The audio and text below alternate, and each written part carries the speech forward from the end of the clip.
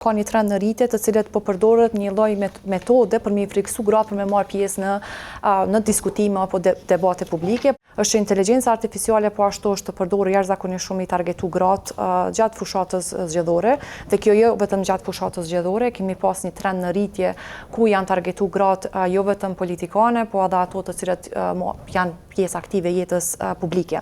Diçka tjetër brenda inteligjencës artificiale, që po besoj ka studime që janë bërë edhe këtu, është që vet ajo që ka ofruar nga inteligjenca artificiale është kogja shumë me paragjykime gjinore.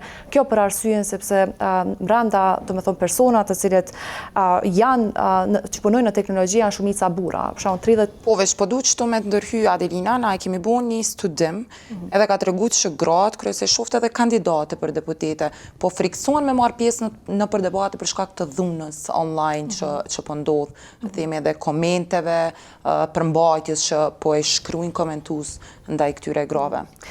Ky trendi në fakt është mbar botën. Ne po e shohim që ka një trend në rritje të cilët po përdoret një lloj metode për me i friksu gratë për me marrë pjesë në diskutime apo debate publike, për arsye që në shumicën e rasteve bëhet prerja një fjale që ka thonë një grua dhe pastaj me këto edhe përdoret në rrjetet të ndryshme sociale. Po dhe vetë inteligjenca artificiale, për shkak që përdoret shumë a shumë nga burrat, edhe informata që futen aty e rrisin paragjykimin. Diku 30% të grave janë fuqi punëtor në fushën e inteligjencës artificiale, dhe kjo e bën që, domethënë, nëse ka pak numri është i vogël i grave që marrin pjesë që janë aktive në teknologji, kjo e bën që me u rrit paragjykime shumë a shumë për gratë.